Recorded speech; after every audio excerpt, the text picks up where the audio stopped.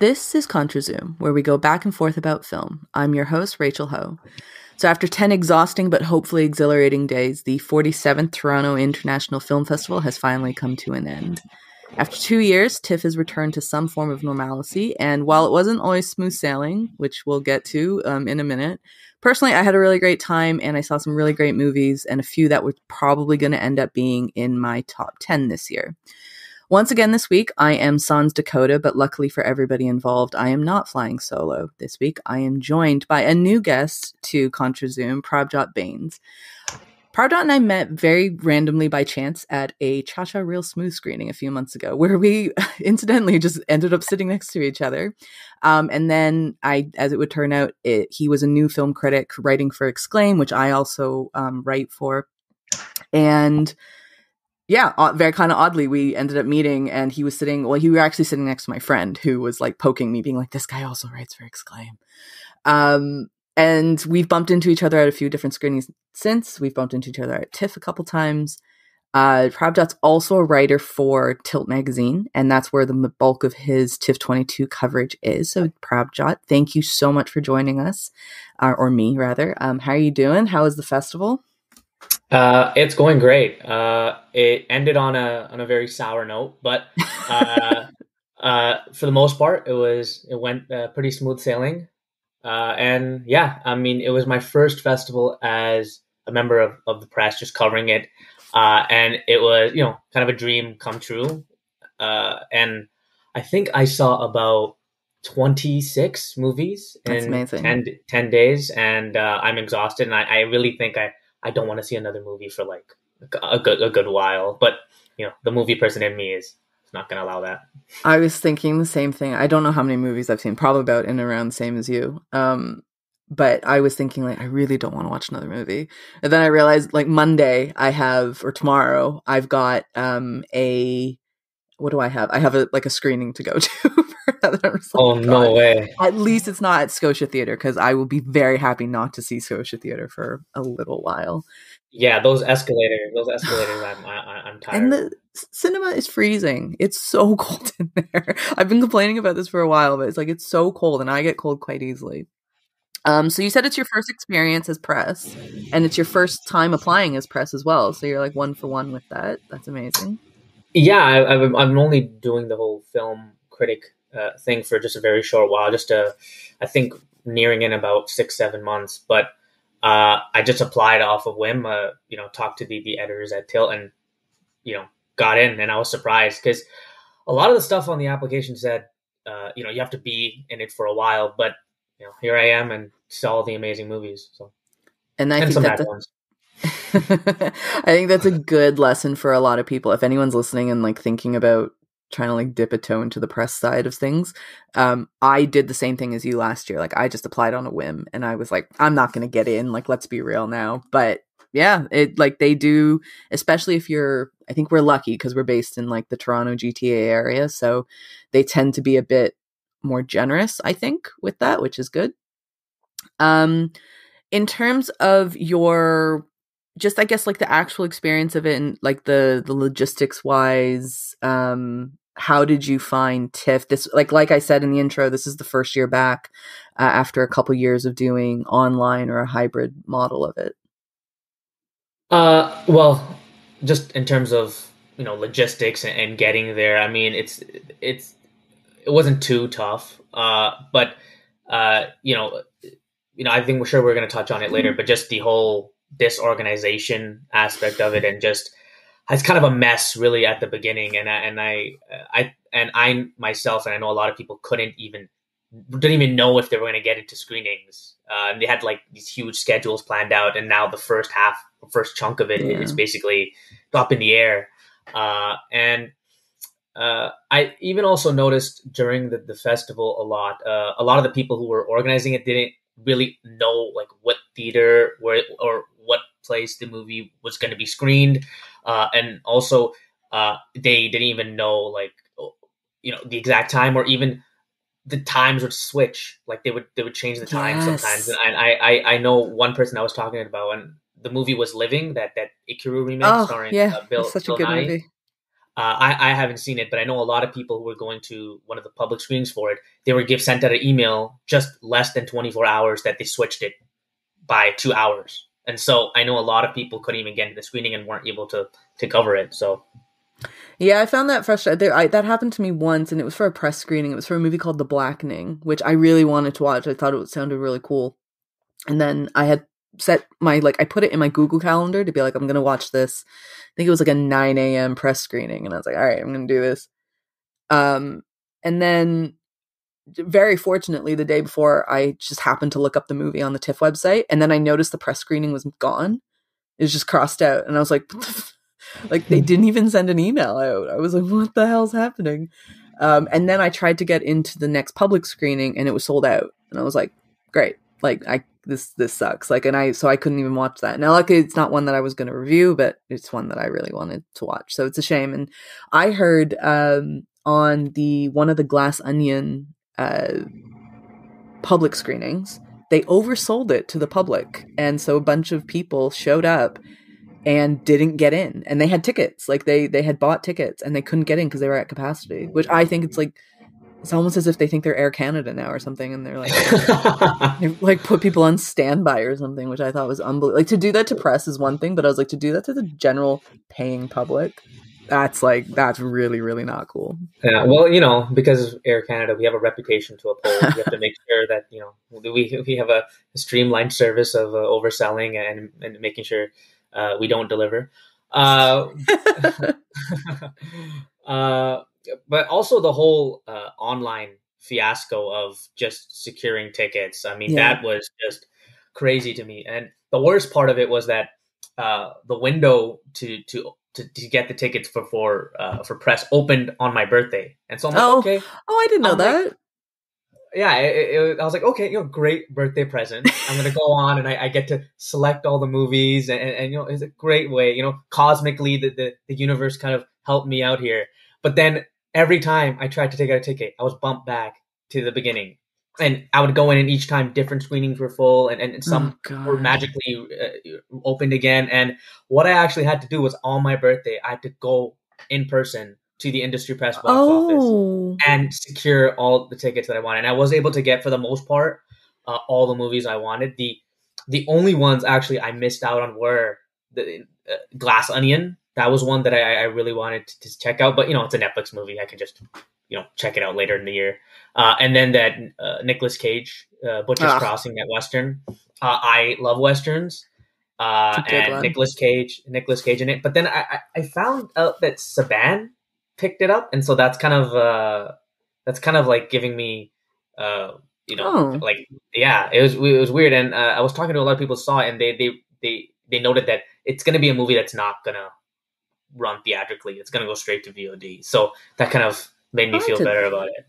That's too bad. I enjoyed that movie. I'm surprised. I thought, like, it's actually, to be fair, I watched it fairly early on, and I think it was like the first weekend they were doing the press screening for that, and I watched it, and I actually kind of forgot about it, so maybe it's not as good. But I really did enjoy it though. I thought it was fun. But TIFF is notorious for having a terrible online platform, and I had a friend who was going, who had bought like single tickets. They didn't have a pack.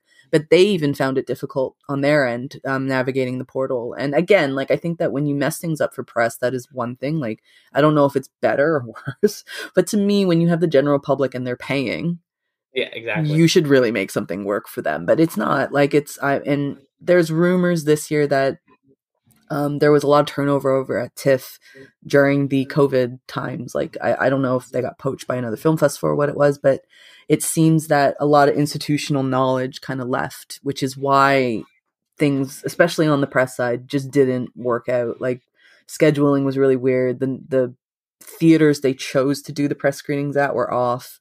Like, they chose small movies got big, like a number of press screenings at like bigger theaters. Big movies got like one screening, and it was like a really tiny movie theater. That's the Weird Al movie, which was, I feel like, is going to be like a legendary tale now for people who were involved in that to tell.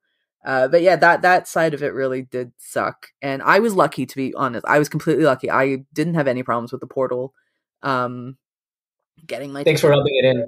I know. That's why I felt so bad because everyone's like, "Oh my god!" And I'm just like quietly sitting. I'm like, I'm just not gonna respond right now. Sounds like a you problem. I think that's what you. Yeah, that's a you guys problem. Like, and I'm like thinking, I was like, "What are you guys doing?" And then I just like I think I realized it just the website wasn't working properly, and so I don't know why it was working well for me, but Do you think this is a problem with the Ticketmaster platform itself and just them not is just one that's not working with them because you're saying they're notorious for having this type of issue. Do you think it's more a result of the Ticketmaster platform or just the way they do it is just not working? I mean, that's a good question. It might be, but at the same time, I can't remember the last time I used Ticketmaster for something not TIFF, actually.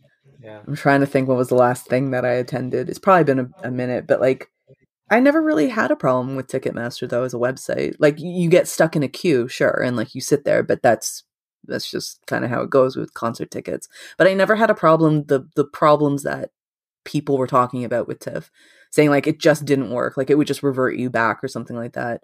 One of the funniest things to me was they kind of threaten you saying like if you don't cancel your ticket within like good time, this will affect your ability to get future accreditation. And that's quite threatening for like quite a big festival because nobody wants that to happen, obviously. Yeah, that was one thing. And when I would hear news about a movie being bad, and I'm like, damn, yes, like it's shit. Like I have to see this horrible movie now because yeah. I can't return the ticket or exchange or anything like that. And I so knew people who just showed up to theaters, scanned their ticket, and just walked away because they're like, I can't watch this right now, but I don't want to get dinged for like a no show. But to me, the funny thing about that type of quote unquote threat is that like you couldn't return things on their website. Like the whole festival, all 10 days, I haven't been able to return any tickets back. I always have to call them. And their lines, like, I mean, the people who are behind the call center lines have been very great and they're very friendly and very nice, but the wait times are extraordinary. Like it's absolutely insane. yeah, that's why I took a trip to Toronto on my birthday. Great birthday present. Yeah, that sucks. Yeah, that's too bad, but hey, I mean there are worse things that you could be doing. Is there actually? There might not be worse things than that. It might not be. All right, so Prabhjot and I, we're going to talk about let me see how many movies. We're going to talk about 6 movies. 1, 2, 3, 4, 5, 6. Yeah, 6 movies. 4 of which we both saw, which I'm happy. You and I had quite a bit of overlap, actually, like a decent amount. And then I always find it interesting seeing people's like TIFF lists because I think the big ones are what you and I overlapped on, which is obvious. But then you can really see kind of a person's taste in film by like the random straggler movies that they decided to pick. So we're going to go through those and we're going to talk about 4 that we both 4 that we both watched, and then 1 each that we saw, like only one of us saw it, and just something kind of worth talking about for one reason or another. And then we'll do a couple shout outs at the end. And yeah, so everyone get ready. And also just to let everyone know, we're not going to do spoilers. Most of these movies are coming out probably within the year or within the next however many months we have left in 2022. So we're not going to give out any spoilers. And because of that, though, we are avoiding. I wanted to talk about Decision to Leave, which is the new Park Chan-wook movie, but I realize in order to talk about it properly, we probably need to spoil it, and it would be really annoying to kind of talk about but anyways. So we're going to start off with probably one of the most highly anticipated movies of the year. Definitely was super anticipated going into Toronto because of how well it did at Venice. And that is the movie that is currently ushering in what we're calling the Renaissance. I think that's what people have decided is going to be the Renaissance. I've also heard the Frasier-rection, which sounds a bit, I don't know. I like the Frasier-rection. I'm going with that one. I agree with that. Yeah. So it is the movie called The Whale, and it is Darren Aronofsky's latest movie. It's a movie about a morbidly obese man named Charlie, and that's who is played by Brendan Fraser. It's adapted from a play by a playwright named Samuel D. Hunter. And it effectively looks at the last week of what he thinks is going to be the last week of his life, because he's been diagnosed with congestive heart failure. And because of his weight and because of, kind of a lot of things going on, it talks about the last 7 days Whether or not he dies in the end, who knows? It is a bit ambiguous, but it looks to kind of see him attempt to reconnect with his daughter. Who's played by Sadie Sink, who is absolutely phenomenal. I really, really love her. I thought she was great. Prabhjot's like shrugging at me right now in the video, but I thought she was amazing. Hong Chow plays his friend stroke caretaker, and I thought she was phenomenal in it as well. And yeah, it's a movie that has definitely been fairly controversial for a variety of reasons, many of which like we just don't even have the time to get into something like that right now. But the reason I want to start off with this one, and the reason I was really quick to say this is the one that we have to talk about, is because Prabhjot and I are a bit on, I don't want to say opposite ends. I'm not going to say opposite because I think we're merely on opposing views on this one, but I don't think we're too far off from one another. So I'm going to let you go first. What do you think of the movie, and why are you wrong? You mean, why am I right? So Brendan Fraser is amazing. I mean, one of the best performances. I mean, hands down. I mean, I think he's a shoo-in for the Oscar. He's great. Yeah. The movie isn't. Okay. Yeah. And so I love Aronofsky. I love The Black Swan, The Wrestler. I love these really dark character pieces that kind of, they're very cold and exacting, but at the same time, very heartfelt and introspective. And I like how that little heartfelt part of it kind of underpins his kind of predisposition, he has for like gloom and doom and misery. And this is, again, another foray into that. But this time I felt nothing. I felt no heart around it. I mean, every time Fraser's not on the screen, I'm just empty. I'm sinking. I'm just like, laying in my chair like that. Like, okay, can we get back to Fraser? And I think a lot of the movie, its heart rests on Fraser, and he ends up carrying the movie forward. And I think his performance is so amazing is that he ends up actually towering over the rest of it and actually exposing its kind of critical failures. And I mean, the only thing I take out of it is Fraser's amazing performance.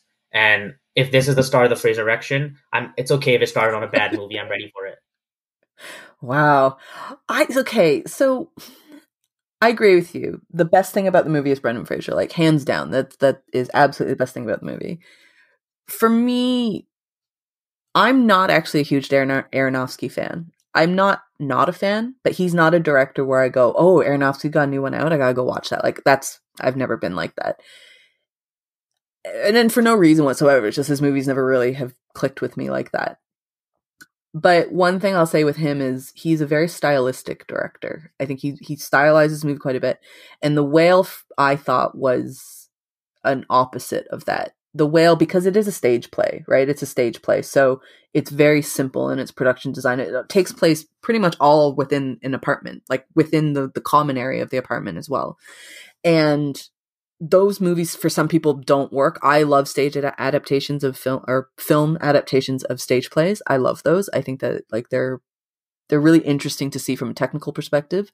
And I'm like, I don't think it's the groundbreaking movie that a lot of people are kind of thought it might be. I think that the hype definitely goes to Fraser, but I still found it a moving film. And I'm gonna just put it out there. Like I said, we're not gonna really dive too much into this, but there is an issue with the way that obese people are being portrayed in it. I know that online, a lot of people have taken issue with the fact that, one, Fraser is wearing a fat suit throughout, and two, there is language being used in there that is not very complimentary of him or his weight, like the character's weight. But again, that's a story for another day, and that's something that I personally think a lot of people are being a little bit misguided on. But to me, I think that I like the movie. I think it's a good movie. I don't think it's bad. I would disagree with you that I don't think it's a bad movie. I think it's a good movie. But I would say, yeah, Brendan Fraser probably does overtower it. I like what you say about the fact that he's so good that it kind of shows you just how bad the movie is, because he does show it's where it's lacking. But I really like Sadie Sink. So you kind of gave me a little bit. I didn't really like Sadie Sink. What's your problem with her? Why do you hate her? I love Sadie Sink. trust me, I'm on the Sadie Sink fan club. I started it, okay?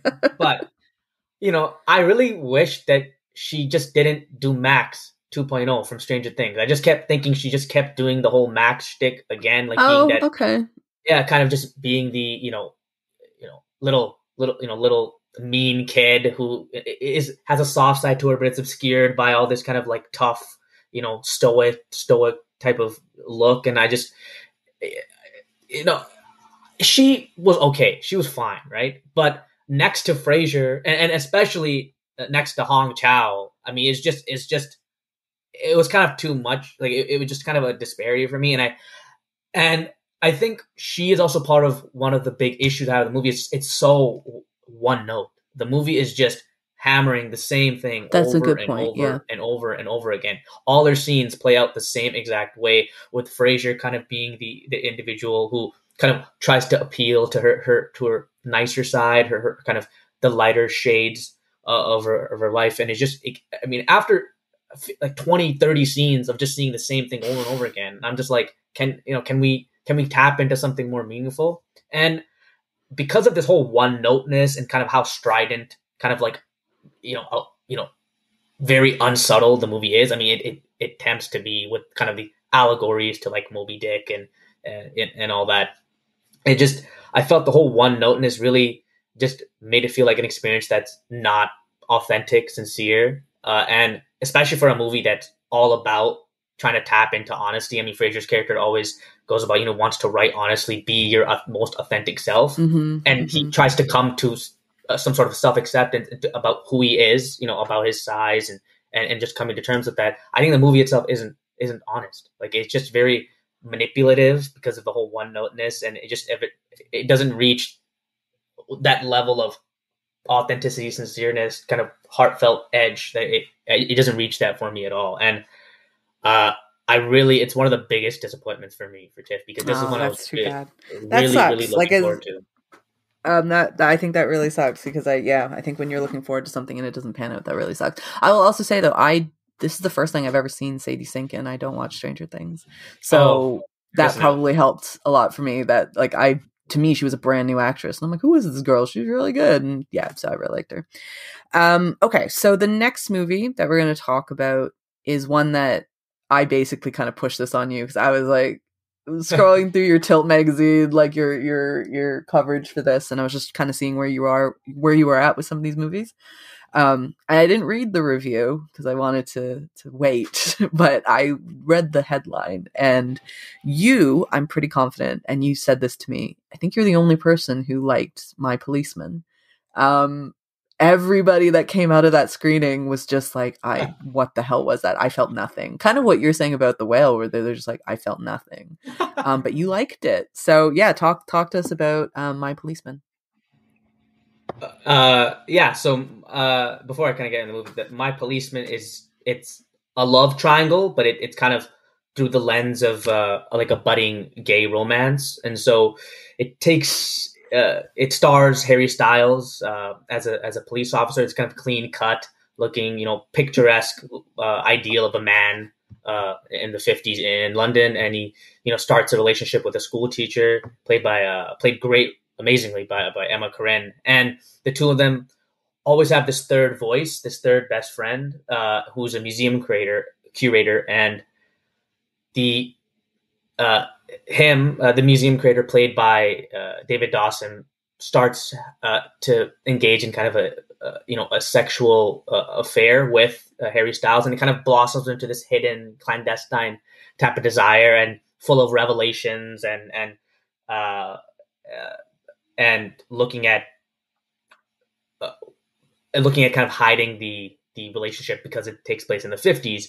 But also at the same time, what the film does is it kind of cuts back to their future selves after all those revelations, and it kind of balances the two, which I personally think is the weakest part of the film, because it puts so much emphasis on the 50s storyline, that when you see the characters who are kind of broken and in the ashes, kind of embers of that encounter, it's kind of more hollow, and it's really, the story is all about the past, and the future aspect really isn't balanced well, and there's not really that much depth to it, which is my issue. But I will die on this hill that this movie is good. It is very it okay. I want to say very good. It's good, even though it doesn't reach its full potential. It could have been a much stronger film if it didn't lean into the whole melodrama as much, and if it balanced its two parallel storylines in a meaningful way.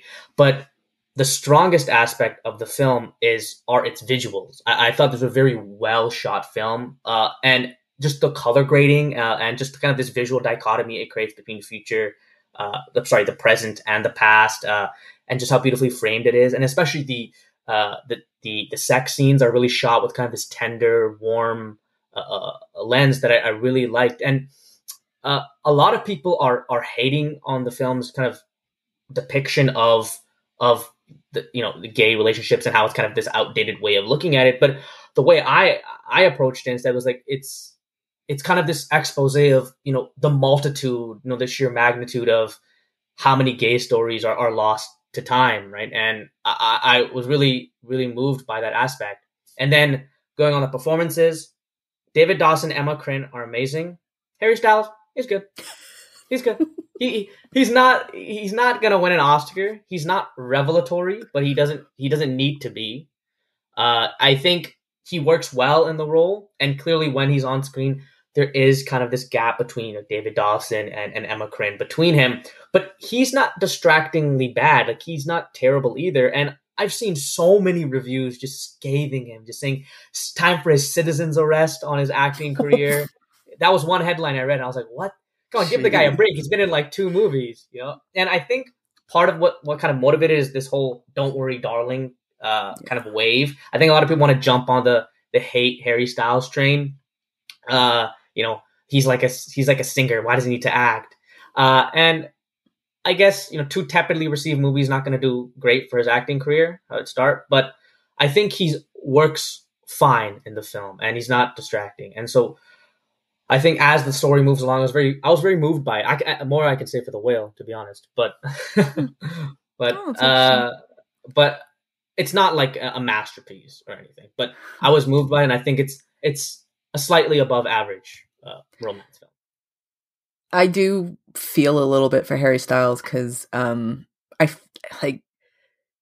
obviously the reason he's getting kind of bigger roles is because he is Harry Styles, and he was like one of the biggest pop stars for a time. Like, and when I say one of the biggest, that's probably really underestimating him, because it's wild how popular he was for a time. And I think he still is actually that popular. Like I say, for a time, I think he still is that popular.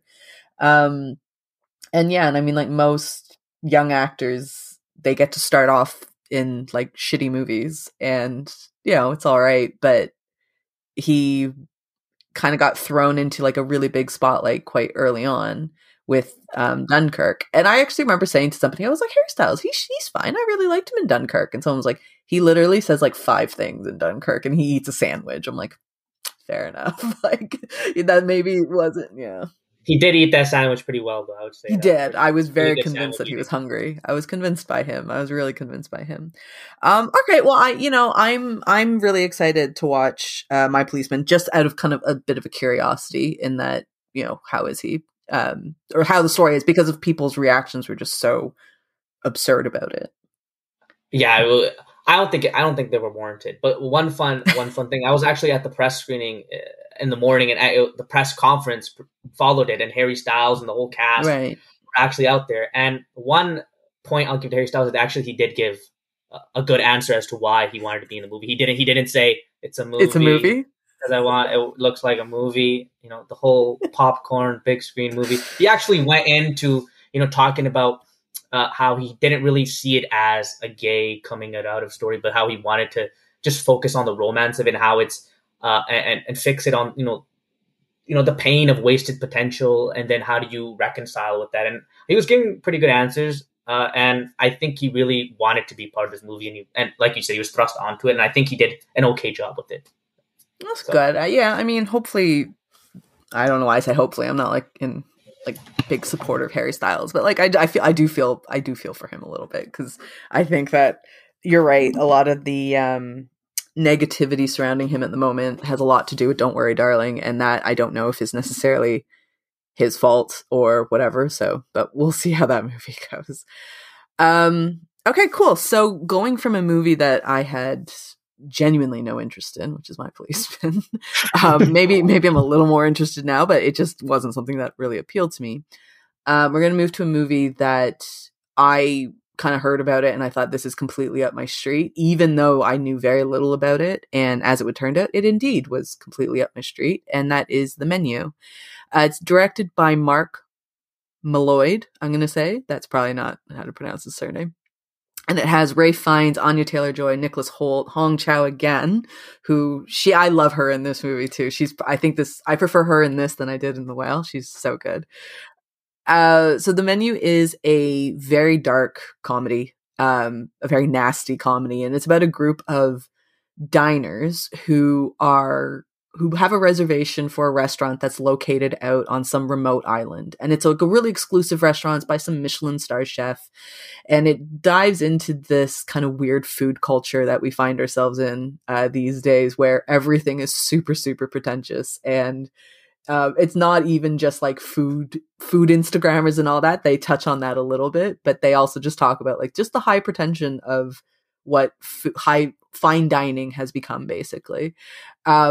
This is one of those movies that I think that is best to go in pretty blind. Like, if you don't really know what you're expecting, if you don't know what it is, it's probably better that way, which is an odd choice for us to choose for me to choose to talk about.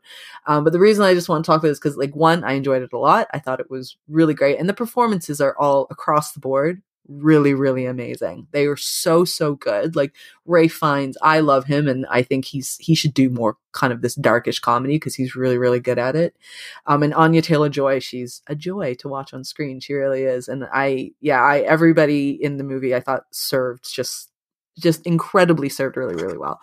And like, we're not going to give anything away, as we said before at the top, but how did you find this movie? I know you were up on it too, though.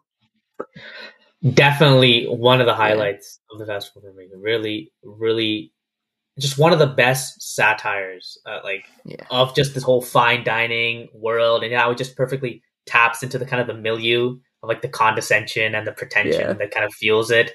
And as much as I love the way it was shot, the way it was filmed, it kind of makes this. It makes its setting, it's like opulent setting, into kind of like this prison. I really think this movie would not have worked without Ralph Fiennes. Yeah, Ralph Fiennes is the glue holding it together, and I think, in my opinion, I think he might even just be the best. Like, this is the best performance I've seen at TIFF. Like, it's just every frame he's on, he just towers over the rest of the cast, commands it. I mean, you're just glued. He doesn't even say anything. He's just staring into the void, and you're just like, oh my god, give me more of Ralph Fiennes. And it's just. The crazy part about this movie was that I saw it at an 8:00 press screening, and the whole audience was going crazy at 8 a.m. just watching this movie. It was amazing.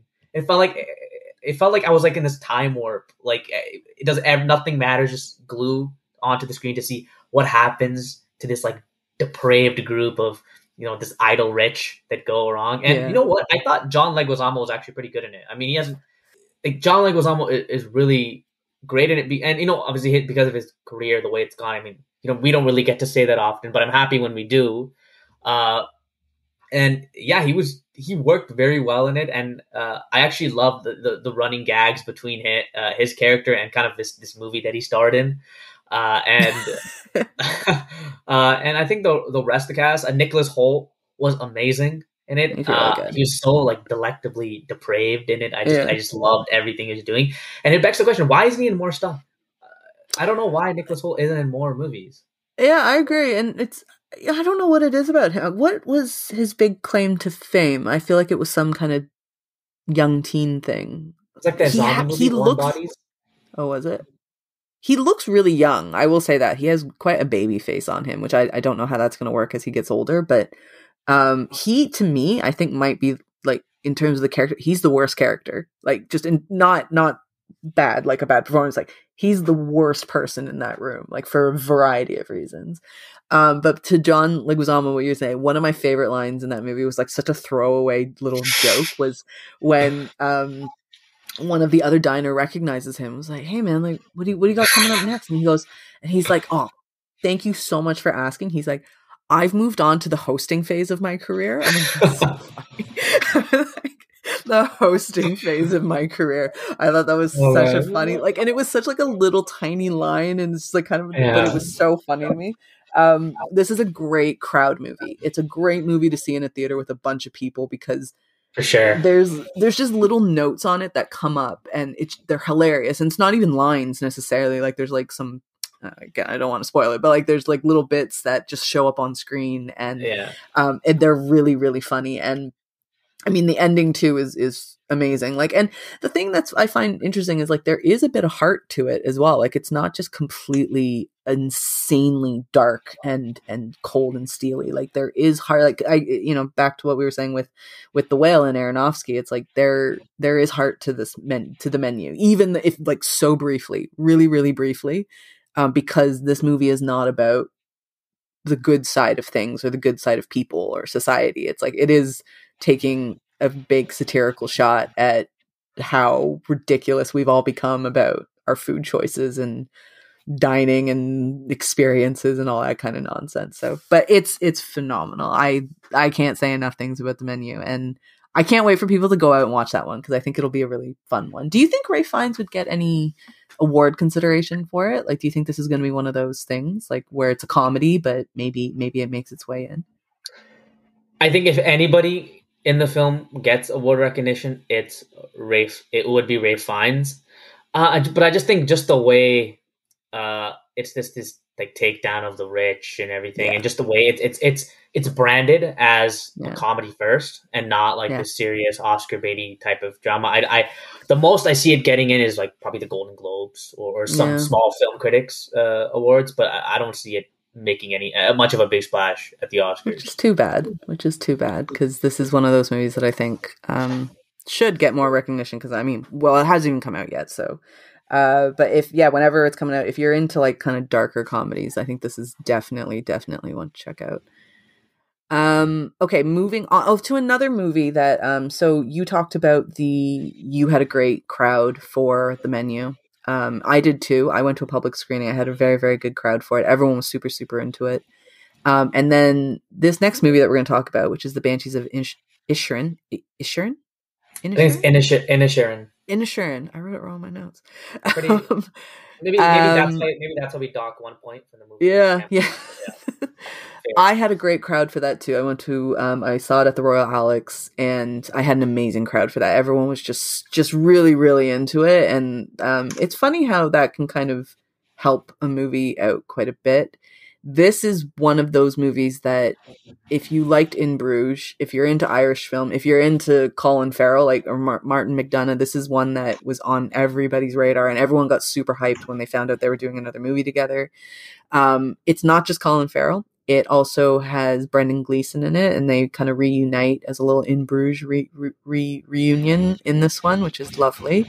And it also has a young Irish star, Barry Keoghan, who I love that he's in this because to me he does represent like the next generation of Irish actors. And when we were growing up, like there was a great amount of Irish talent that came out from Colin Farrell, Jonathan Rhys-Meyers, who we don't really hear from very much anymore, but he's a phenomenal actor. Cillian Murphy, of course, like those guys.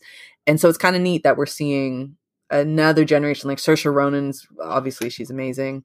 But Barry Keoghan, I thought he's cool, and I love that he's in this. And also shout out to Kerry Condon, who's in it, and she plays Siobhan, who's the sister of Pudrick, who's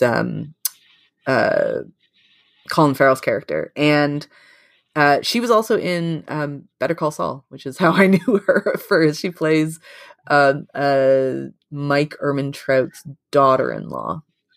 So didn't know she wasn't American, to be honest. She does a great American accent. I had no idea she was Irish. So yeah, phenomenal. I absolutely love this movie, and I think it's competing with Decision to Leave as my favorite of the festival. I'm absolutely in love with everything about this movie. I mean, the way it's shot just has this really mysterious kind of cinematic quality to it, and it's very eerie but still like endearing. And I just love this exploration of just male pain and Yeah. just what it means to lose a friend, and just the necessity of friendship in life, and just kind of the impact of what isolation does to you. And it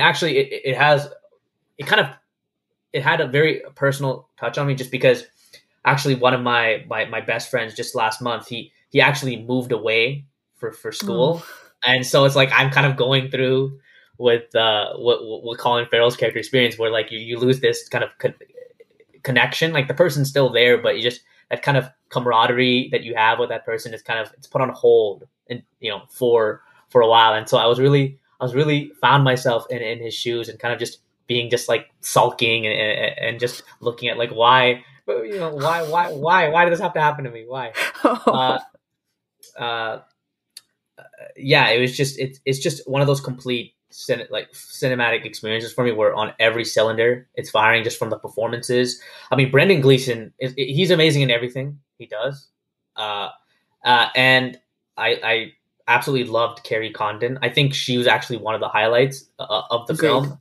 And at the screening that I was actually at, she was there, and Wow. Yeah, and she actually went on to explain, how she like what she brought to the role, like what kind of angle she was looking at it as. And she kind of was saying that she kind of brought like this kind of like over like this kind of like sympathetic edge to her character, where she feels bad, like she wanted to tap into kind of like feeling bad for people, but just being helpless to help them, because you have to do what you want to do in your own life, right? You have your own path that you want to take, and even though you want to bring your loved ones with you, you have to kind of let that go and let them kind of ruminate in their type of misery. And so I like that aspect about it too. One of the things I wanted to ask you about this movie was that why do you think McDonagh chose to set it during the context of the Irish Civil War?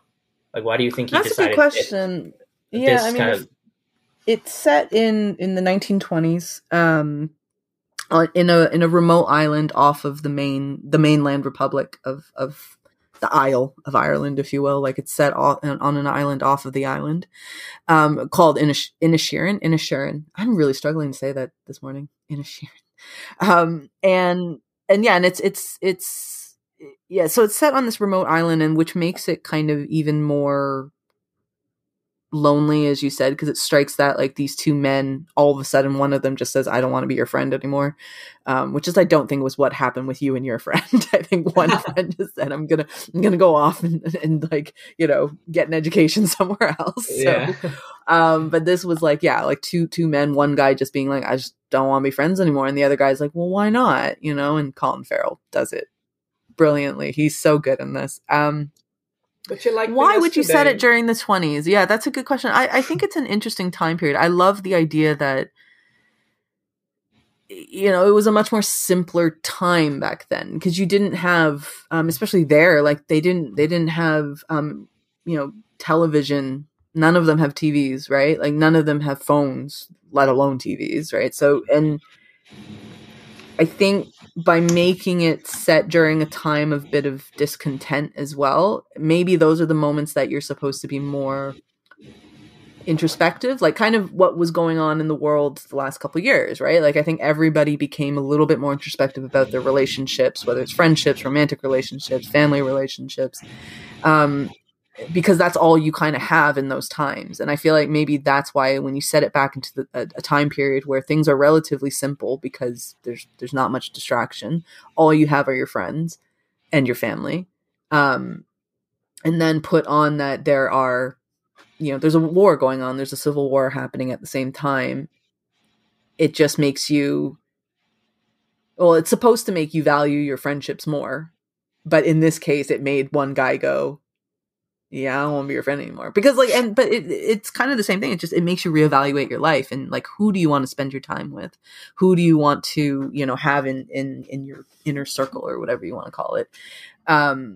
So yeah, it is an interesting time period to set it, and I love the aesthetic of it because I like they're all kind of in these very nice cable knits, and like it's all very lovely, and yeah, it's a super Irish movie as well. I'm like, I know that there are going to be some people who go, I do not understand a word of what these people are saying, like because they go heavy in on the Irish accent and the slang as well, and I was like, there's got to be people who are like, I could use some closed captioning, like some subtitles probably. One thing I was gonna say, you really liked the filming of it. I actually kind of gonna push against that a little bit. I didn't like the drone shots. There were too many, and it bothered me after a while for some reason. It like I would have preferred them to just stay on the island and just like kind of at ground level. But like then it kept taking everybody into the sky, and I was like, the clouds look cool, sure, but you know, I could have done without that because for some reason to me, it just took me out of it almost because I just would have preferred it to be more isolated in the island versus here's the world. Although I guess maybe it provides a bit of relativity of where the island is. Yeah, I think part of the film, like it kind of, a lot of the film or part of the film kind of talks about or kind of explores like this kind of like mythical aspect of it, kind of this like prophecy where like you have these type of, you know, witches or you know, these kind of supernatural presence that kind of take you along, like kind of explain the plot, and they kind of they give you little tidbits of like where the story's going to go, and that person actually appears a lot during the film as well. And I think just having kind of cinematography that kind of like looks at this island, it's kind of this like one small kind of like block of space, yeah, like this rock lost to time basically, and where you know, something, I think it serves as kind of like a allegory for kind of like, well, their kind of headspace where it's like, you know, it's this island that's not even part of mainland Ireland. It's kind of this place that like everyone wants to leave, but you're stuck there, and you're kind of lost into your own kind of misery and gloom. And I actually appreciated some of the more kind of drone shots because it kind of went into kind of this kind of ethereal type of kind of like aspect of it. Kind of, that's why I call the film like mysteriously cinematic. It just, even though it's a comedy, it's very funny. Like the filming, it's very like pensive and somber and very melancholic. Yeah. I really like that kind of type of dichotomy, and I actually do agree with how you went about explaining just why it's set during the Irish Civil War. And your answer is just as right as anybody's, because that question was asked at the premiere to Martin McDonagh, and his answer was like, "Yeah, I'm not explaining it." I like that though. I prefer when people, like, I know songwriters are notorious for doing this too, just saying like, we're not going to tell you what the song is about. It's whatever it means to you. And I kind of appreciate that from like filmmakers and people like that, because it is up to our own interpretation. That's funny though, how he's just like not telling you. Yeah. I wonder if there's probably maybe not really a good reason for it either. He's just like, I just kind of like the 20s. It's like a fun little time to talk about, like whatever. Oh, that's funny though. Yeah, so I believe Colin Farrell, he won an acting award at Venice for this one, which you and I talked about this when we saw each other at the Fabelmans, which was because you were like, he wasn't here. And I thought he would be here.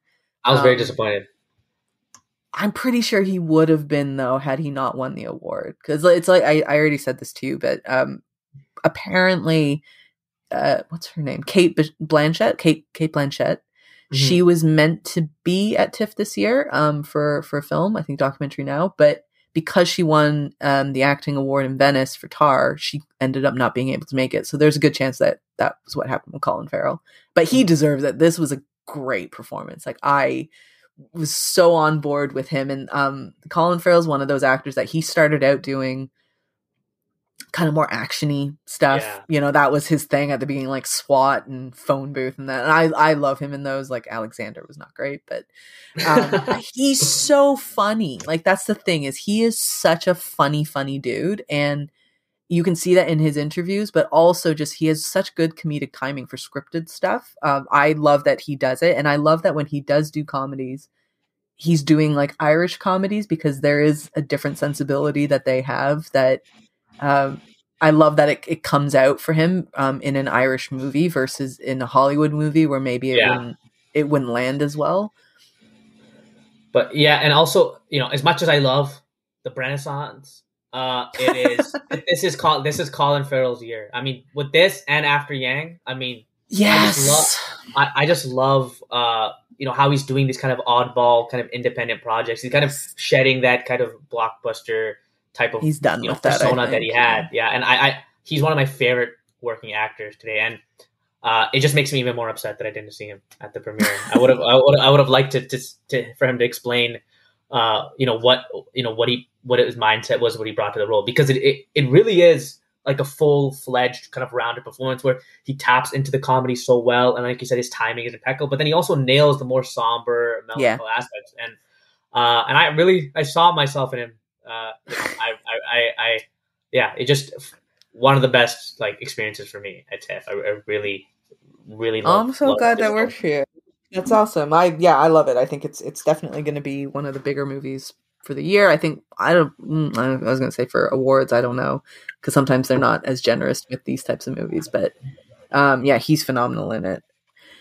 Okay, so moving on, I'm going to go into my solo pick. It's one that you didn't see, but I've been talking about this movie anytime anybody asked me for like the last 10 days, because I was lucky. I got to see this just before the festival started. And I also ended up making room in my schedule to watch it again because I genuinely love this movie a lot. And for me, this is my favorite film of the festival, I think. Wow. But I'm pretty sure this is the one that's my favorite. And it's a Canadian movie called Brother. It's directed by Clement Virgo.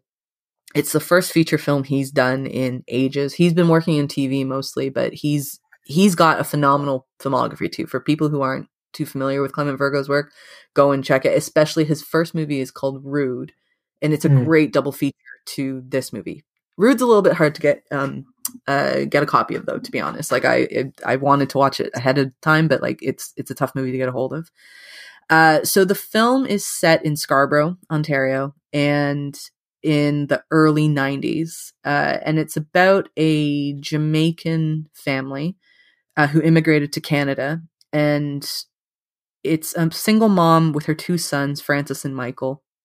Francis is played by British actor Aaron Pierre, who's he's probably my favorite performance. And he's definitely the favorite, like, revelation performance of just like, who the hell is this guy? Like, he's so good in this movie. And then Michael, the younger brother, is played by a Canadian actor from Scarborough, actually, which I appreciated, and his name is Lamar Johnson. The movie it's about brothers, obviously. I mean, it's losing the title, but it's from the perspective of the younger brother, and it's told in a non-linear format. It's based off of a very, very popular book by the same name, and it is what I gravitated towards was, number one, the idea of this mother who's like an immigrant mother into this country, and all she wants to do is provide her kids with a better life. And that's what every immigrant parent is. That's their thing. The reason they came to Canada is because they want their kids to have a better life, and they want to protect their children as well. And they want them to be safe in this world, in this country that seems foreign. The country's not for white people either, quite frankly, but they were kind of the first ones to decide to come over here and start a genocide. But that's besides the point.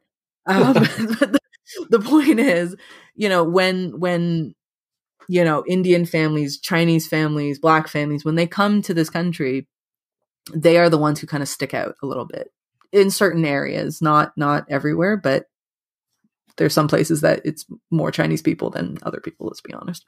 But with Brother, it was just like, it broke my heart to see this woman who was really trying to protect her kids and not like doing everything that she possibly could do to protect her children, and feeling like she failed them. And there's also an aspect of Francis, which is the older brother, like I said, played by Aaron Pierre, who he's this really big dude. Like, he's tall, he's muscular, he's like the guy everyone wants to be his friend, every girl wants to date him, and he's dealing with a lot of internal demons that he doesn't let his mother see, he doesn't let his brother see, because he's supposed to be the older brother, and because the father's not in the picture, he's de facto the head of the family in that sense. Like, he's the man of the house.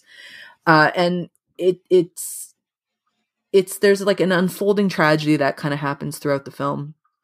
and you flash back between when they were children, when they're in high school, and then after the tragedy happens.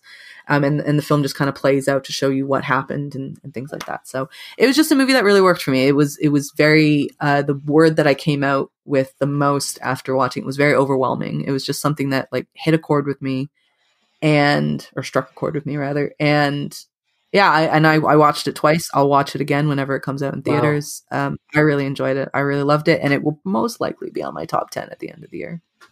I have a question regarding the movie. Yeah. In terms of just its like filmmaking style, I mean, like, would you say it's kind of like it's very dependent on its visuals, or would you say it's one that's really more about its script or its dialogue and its performances? Good question. I would say it's more about the script and the performances, because I think it's definitely more story based than it is production based. And part of the thing that I do find a little bit funny is it is a Scarborough movie, and however, they don't shoot a lot of it in Scarborough. Oh. It is shot in Toronto, but I can't remember exactly the reason is in the press notes, but they basically say like I guess they just couldn't find the spot that they wanted to that worked for them in Scarborough. So they ended up going to another part of Toronto, which it's on Lawrence, but like just a bit further west, I think. And yeah, which is a bit of a shame, because I think like it's like there was a movie called Scarborough that came out last year, I guess. Yeah. Was it last year or was it this year? Time is evading me. But that one shows off kind of bits of Scarborough that are very familiar to people who are from the area. Yeah, I would say it relies a lot more on that. But the thing is, though, the filmmaking of it, the thing that struck me the most with Brother in terms of the filmmaking and that aspect of it is the colors that they use. You know, Clement Virgo chose to use quite bright colors when things are happy, when things are good. And he's done quite a bit of press for it. And he was talking about how it's like, you know, trying to represent Caribbean culture, which is very bright. It's very colorful. And so the house or the apartment that they live in, each wall is painted like a different color. It's like a really bright, vibrant color. Yeah, it's lovely. And then he was, you know, I little flex. I actually got to interview him. It was no big deal. But I got to interview him, and I was talking to him about the apartment because they made it on a soundstage in Toronto. They didn't go to an apartment like an existing one. So he got to build it. And he said he built it from his own memory. So he grew up in Rexdale. He didn't grow up in Scarborough, but he grew up as an immigrant from Jamaica. And I asked him about the kitchen, because I'm always fascinated with kitchens in movies or in shows, especially when it's like not a white family, because I always think the kitchen is very key in households. And it's like, and it's never the pristine kitchen that we see most of the time in it. Like if you look at a real household, especially if you know, Asian, Caribbean, whatever, it's like a funky kitchen, and it's just like there's something about it that's a very intangible quality to it. And I think he nailed it on that sense, because he said he just took it from memory. He says he built into his kind of from when he was a kid and what he remembered from that. So yeah, so Brother's gonna be one of those movies that it'll have a release in Canada. I don't know about the States, but definitely it will be a movie to watch. They don't have a release date yet, but yeah, keep your eyes peeled for that one, because I think it's a great one.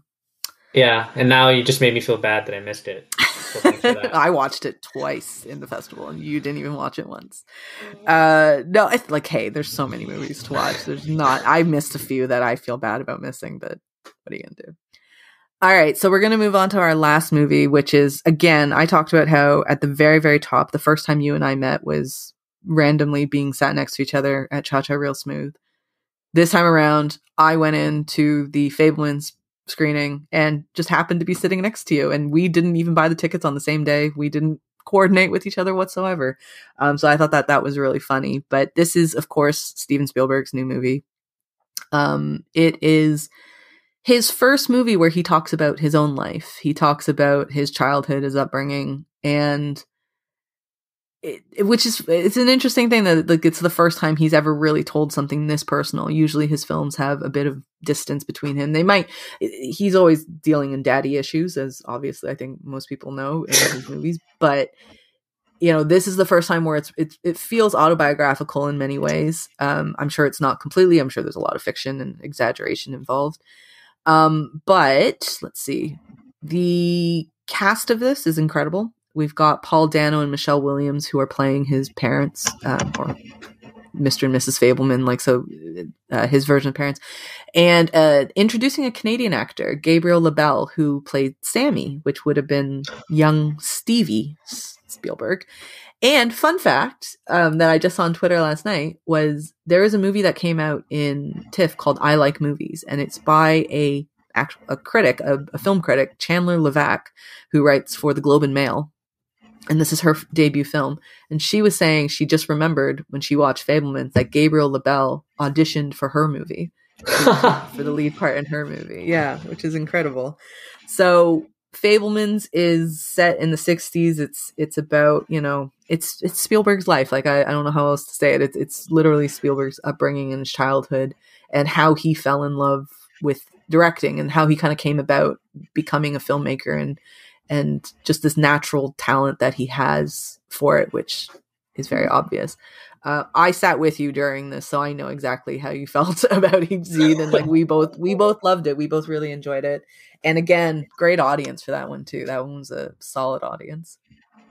Yeah, I actually was so immersed into the movie, even when it starts. It depicts like the home movies that he made. Yeah. I was watching them, and I actually got lost, and I started clapping at the home movie, and I was like, "Wait, what am I doing? Where am I?" I was lost. That was one of the funniest things where it's like Spielberg is remake. I looked him up on Wiki afterwards. Like, those are movies he genuinely did make. So he just remade his old movies that he started out doing when he was 10, 11, 12 years old.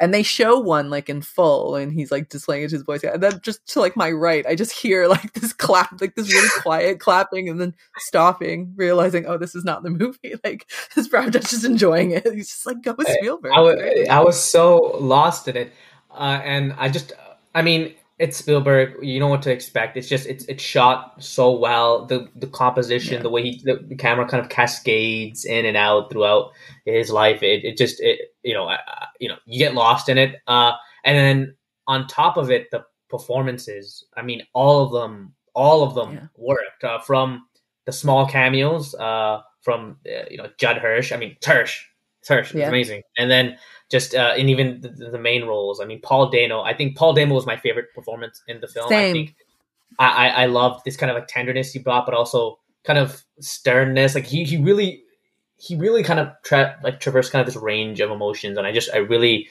liked it. And Michelle Williams, I was actually kind of surprised she was kind of cast in the movie. Like, I wouldn't think of her as like the prototypical Jewish matriarch. But I think, but she worked very well in the film, and you kind of sympathize and kind of empathize with her as we go along as well.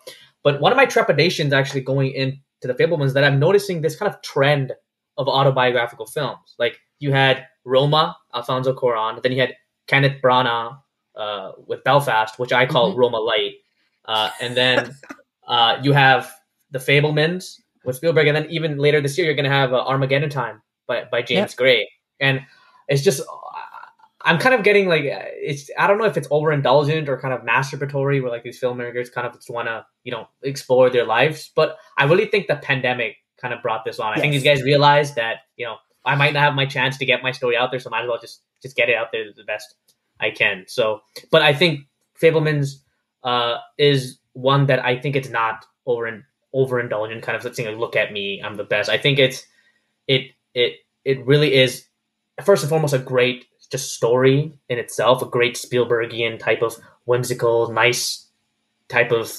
storytelling.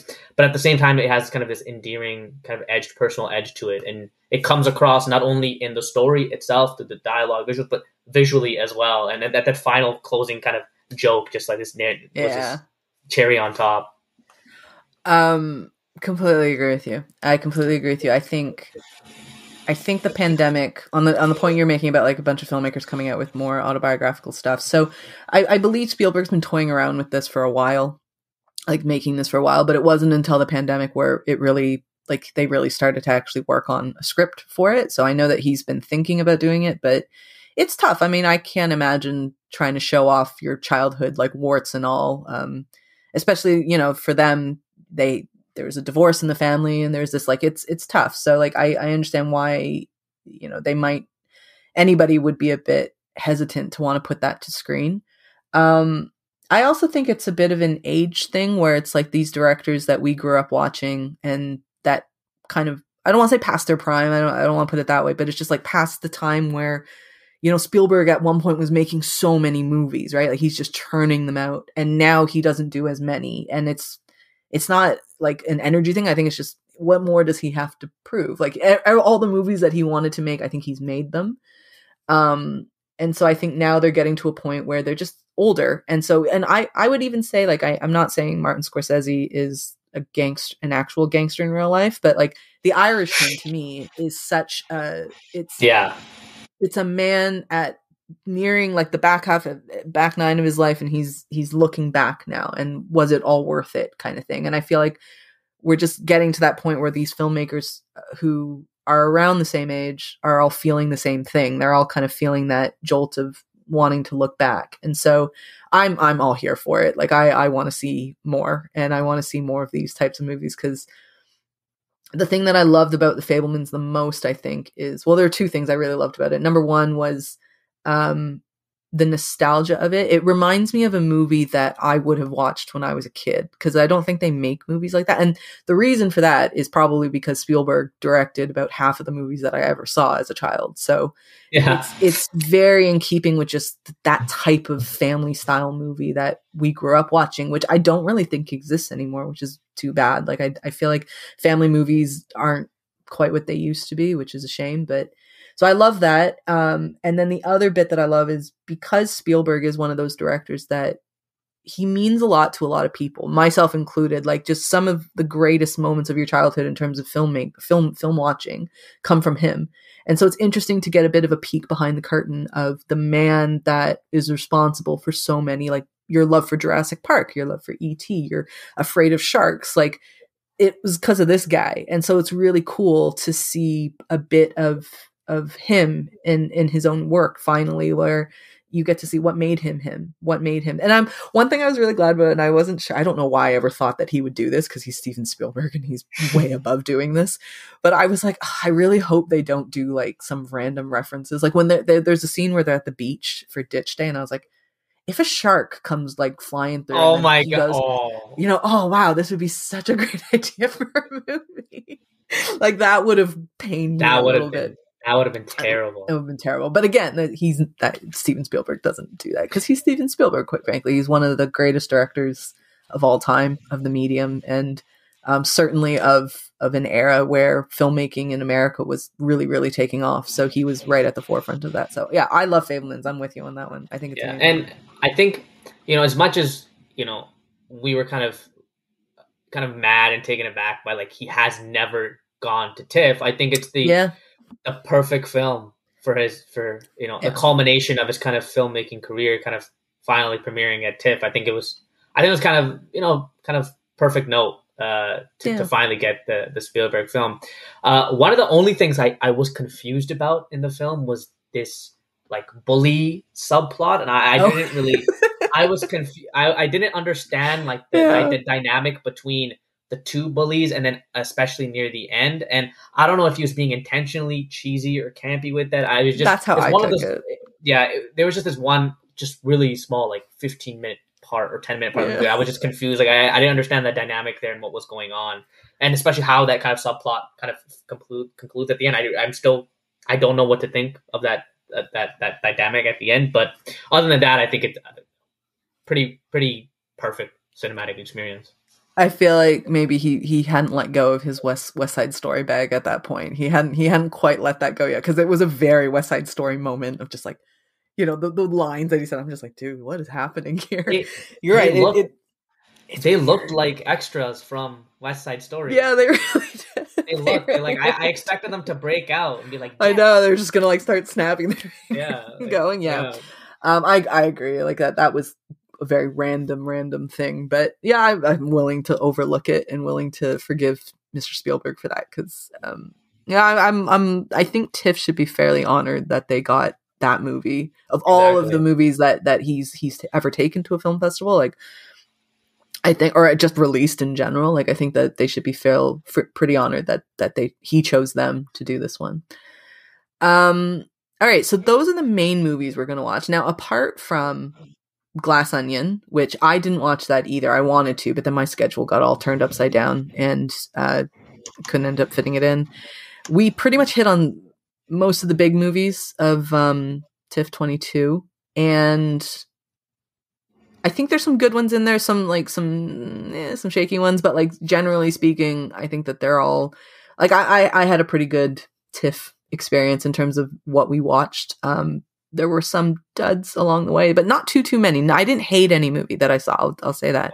There was no movie I saw that I absolutely hated a couple.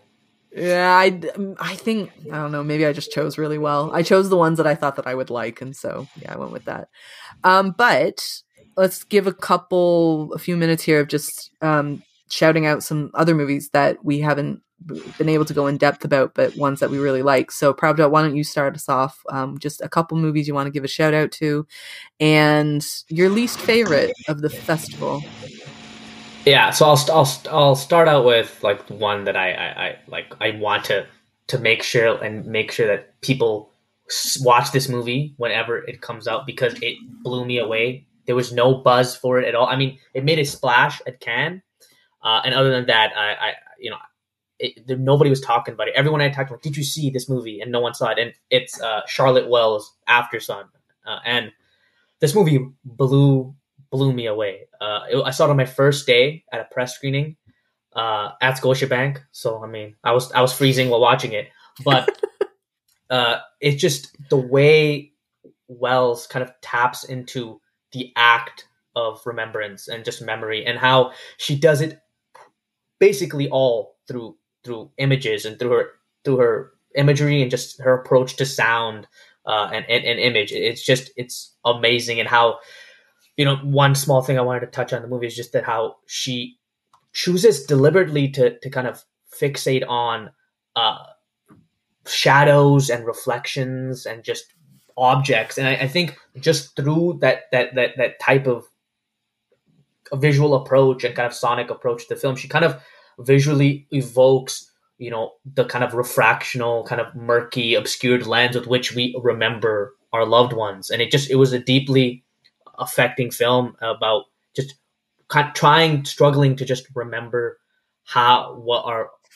what these people mean to us, and just like a small memory, because the film itself, it takes place just one summer vacation in Turkey in the 90s that the main character took with her father. But the film deliberately never shows us what the future person looks like, only through small little quick cuts or strobe effects. But and we only see that small trip to Turkey.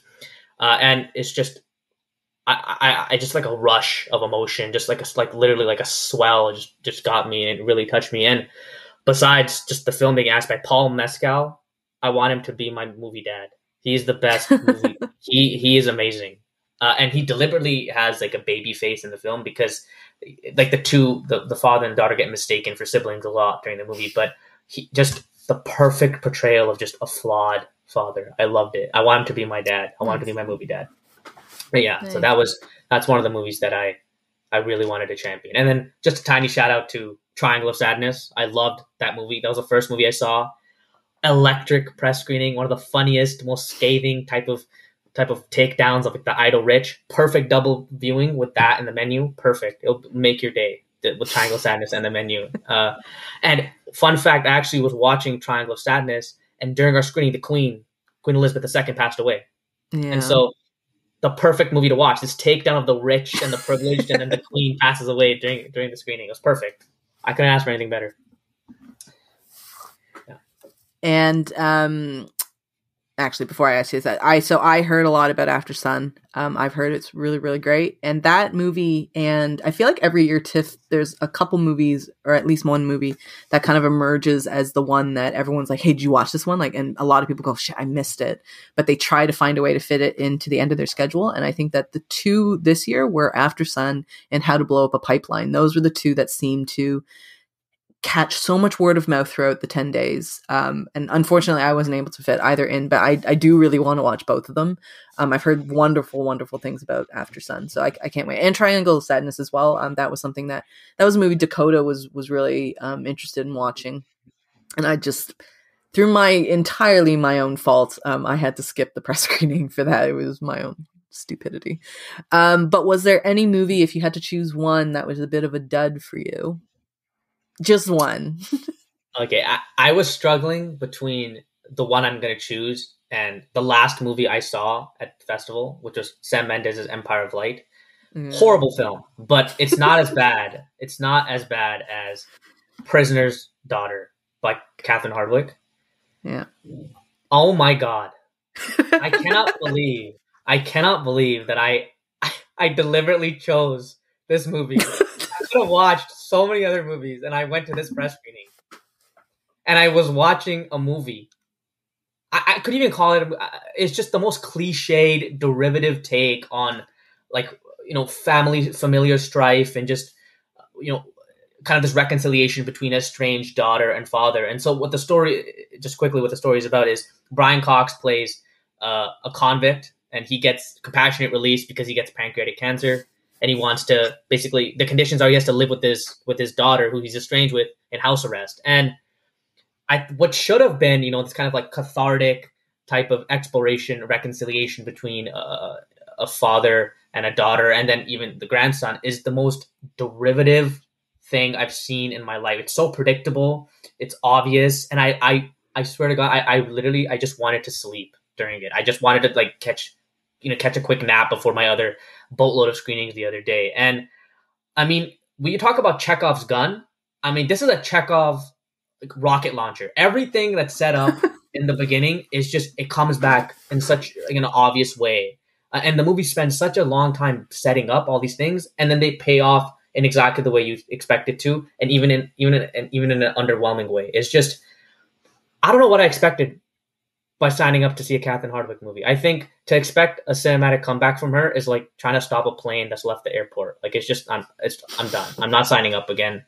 I wish I could have saw Brother instead of this movie. You convinced me. I wasted. That's the big flaw on my TIFF experience. It's Prisoner's Daughter. Horrible. That's like the key, I think, when you come out of a movie and you just go, I just wait, especially at a film festival, and you go like, I wasted my time with that. Like, that to me is the biggest indictment of a film that you could possibly have. That wasn't even on my radar, so I'm glad that I didn't waste my time on it. You're one of the lucky ones. There was another movie that it was on my radar, and it didn't end up working my schedule, and I'm really glad it didn't, which was The Sun. S-O-N, not Aftersun, not S-U-N, but apparently The Sun was just horrific. Everyone was like, it was terrible. I didn't watch it, so I can't really comment on that. Okay, so for my shout outs, I'm gonna give one, and it is, I struggled between whether or not I want to talk about this one in depth or Brother in depth. I chose Brother ultimately because it's just the one that kind of stuck with me from the very beginning right to the end of the festival. But I watched Edward Berger's adaptation of All Quiet on the Western Front. And when I tell you that it is the greatest war movie I've ever seen, like, it's absolute. We were talking about Spielberg. Spielberg's Saving Private Ryan, that opening sequence is like one for the ages, right? Like, it's an iconic. I hate that word now because everyone uses it for everything, but like, it's truly one of those cinematic moments in film history where people go, that was incredible. It's got nothing on the opening sequence of All Quiet on the Western Front. I'm not even worried about overselling this movie, to be honest. Like, I'm usually, when I talk about a movie that I love, I try to like bring it back because I'm like, I don't want people to go in overhyped. I don't think you can overhype All Quiet on the Western Front. Like, it's just such. It was one of those movies that I really wanted to leave in the middle of it because it just felt like too much. Like, I'm like, I can't handle this anymore. Like, I can't deal with what these guys are going through. Like, I just want to get out of here. I don't want to live with this anymore. But obviously, number one, it's a movie. So relax, just finish watching the movie. I'm not a veteran. I'm not getting any PTSD. Like, just calm down. Like, just watch the movie. But two, it also just gives you this idea of, as much as I wanted to piece out of that movie, I can only imagine what it was like to be a young guy in that actual moment, and wanting to go home, but you couldn't go home because that's what that was. All Quiet on the Western Front's a fairly popular story / movie these days. Like it's fairly old now, and it's become a bit of a classic. It's about World War I, and it was a book originally written by a German soldier, and it got turned into a film in the 30s, and it was a Hollywood movie, so it was done by the Americans, and it was fine. Like, it was really good. The original is actually really, I shouldn't call it the original. The first adaptation was really good as well. It's fine. It's a good war movie. For the time period, it was very, very revolutionary because people didn't really want to talk about the downsides of war. People didn't want to acknowledge that war was actually a really shitty place to be in, which today, obviously, we fully recognize that and appreciate it. But back then, that wasn't the case. And the book and the movie got banned in Germany. It got banned in other countries as well because they were going into a Second World War. So you can't have people watching a movie that tells you, hey, war sucks, guys. Like, we shouldn't be doing this. We're talking like 100 years on now. It's 2022. And this is done by a German production, German director, German actors, German producers, all that. And it's absolutely incredible. Like, technically speaking, filmmaking wise, flawless. Like, you can't touch it. There's nothing wrong with the movie. I'm not reviewing this for Exclaim, but if I were, this would probably be the first movie I would give a 10 out of 10. To me, you cannot fault this movie. You cannot fault it. What? Done so well. I said I wasn't going to go in depth. I'm talking too much about it, but it's an incredible film. It's coming out on Netflix at the end of October. October 28th, it's going to be a Netflix film. And I think that this might be Netflix's like first Academy Award. I think that if it doesn't win for the international category, I don't know what we're doing here.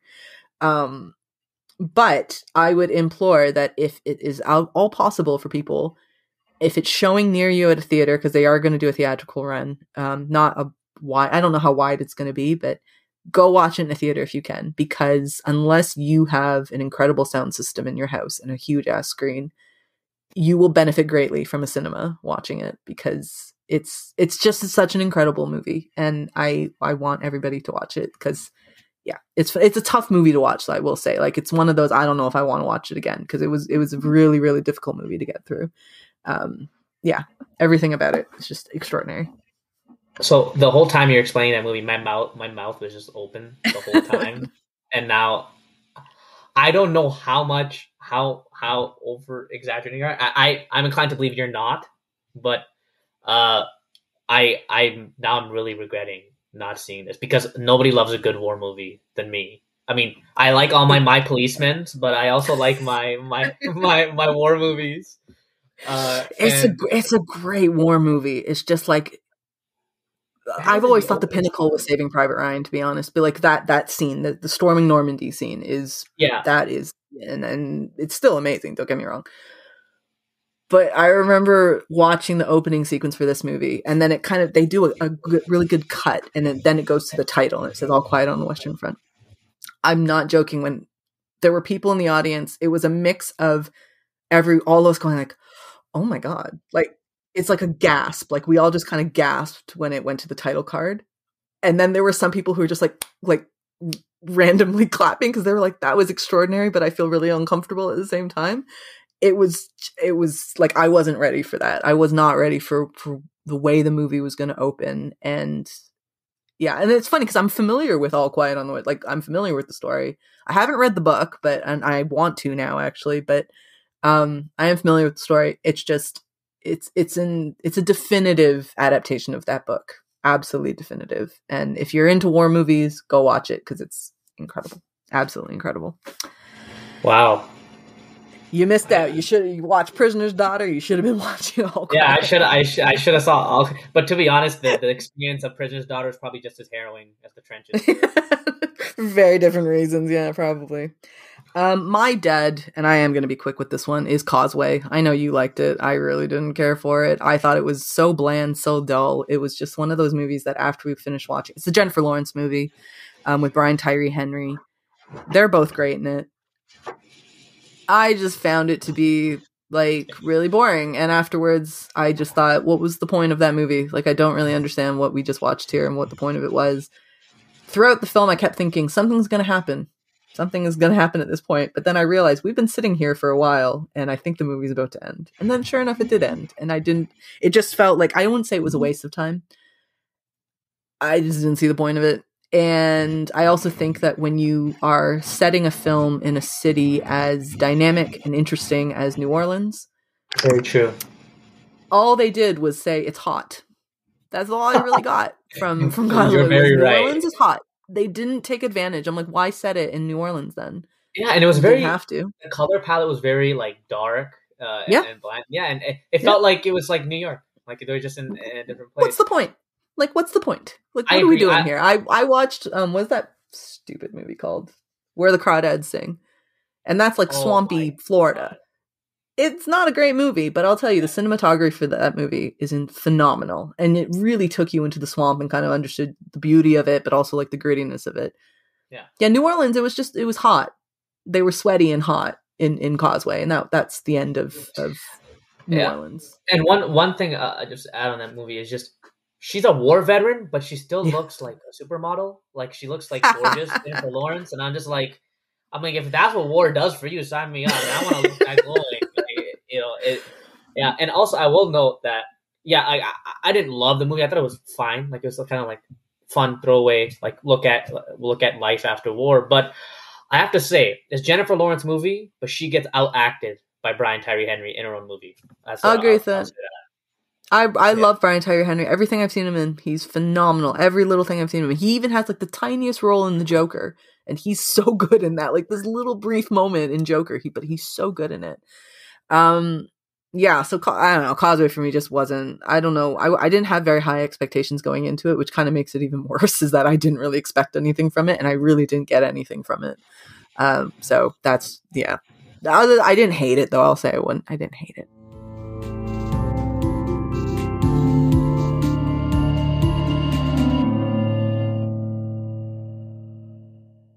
All right, so we've been blathering on, I think, long enough now, and I just want to thank you, Prabhjot, for coming on to the show. I really enjoy it. We're going to have you on with Dakota. We'll do, I don't know, I think you and I talked earlier before about doing like an A24 one, but then I kind of thought, since you're doing this, we'll get you on a little bit earlier.